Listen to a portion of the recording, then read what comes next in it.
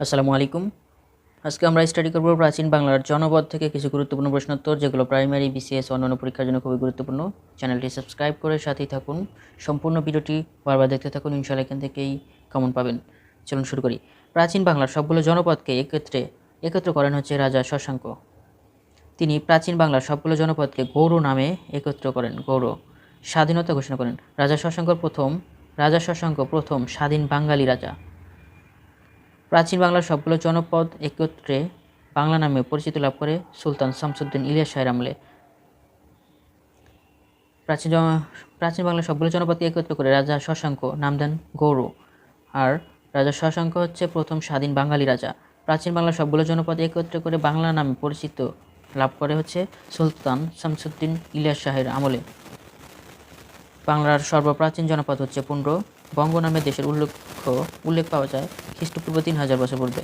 বঙ্গ নামে বাংলার সর্বপ্রাচীন জনপদ হচ্ছে পুন্ড্র জনপদ। বঙ্গ নামে দেশের উল্লেখ পাওয়া যায় খ্রিস্টপূর্ব 3000 বছর পূর্বে। সর্বপ্রথম বঙ্গদেশের নাম পাওয়া যায় ঋগ্বেদ, ঐত্রেয়, অরণ্যক গ্রন্থে। সুপ্রাচীন বঙ্গদেশের সীমানা উল্লেখ আছে ডক্টর নিহাররঞ্জন রায়ের বাঙালি ইতিহাস গ্রন্থে। বাংলার আদি জনপদগুলোর ভাষা ছিল অস্ট্রিক। রাজা শশাঙ্কের শাসনামলের পর বঙ্গদেশে যে কয়েকটি জনপদে বিভক্ত ছিল, 3টি বিভক্ত ছিল: পুন্ড্র, গৌড়, বঙ্গ।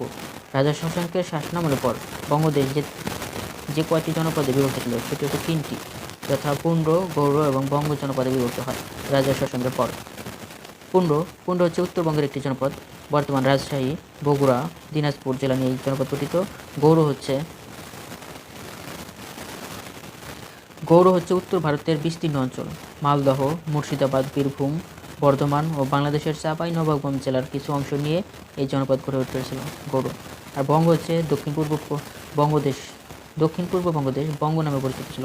বর্তমান ফরিদপুর, বরিশাল, পটুয়াখালী, পাবনা, ময়মনসিংহ, ঢাকা, কুষ্টিয়া নিয়ে বঙ্গ জনপদ গঠিত হয়। এই জনপদের সবটুকুই বাংলাদেশের অংশ পড়েছিল। বর্তমান রাজধানী ঢাকাও এই বঙ্গেই অন্তর্ভুক্ত ছিল। ঢাকা ছিল বঙ্গ প্রদেশের অন্তর্ভুক্ত, বঙ্গ জনপদের অন্তর্ভুক্ত। বিশেষ দ্রষ্টব্য, বঙ্গ ও গৌড় নামে দুটি স্বাধীন রাষ্ট্রের জন্ম হয় ষষ্ঠ শতকে। বঙ্গ এবং গৌড় নামে দুটি স্বাধীন রাষ্ট্রের জন্ম হয় ষষ্ঠ শতকে। তবে প্রাচীনকালে ছোট বড় সবগুলো জনপদ মিলে বাংলার প্রাচীন জনপদগুলো মোট 16টি জনপদে বিভক্ত ছিল। এর মাঝে উল্লেখযোগ্য হচ্ছে চন্দ্রদ্বীপ। বর্তমান বরিশাল জেলার বিস্তীর্ণ অঞ্চল জুড়ে এই জনপদ ছিল। চন্দ্রদ্বীপ হচ্ছে বরিশালের পূর্ব নাম। তাম্রলিপ্ত পশ্চিমবঙ্গের মেদিনীপুর জেলায় অবস্থিত।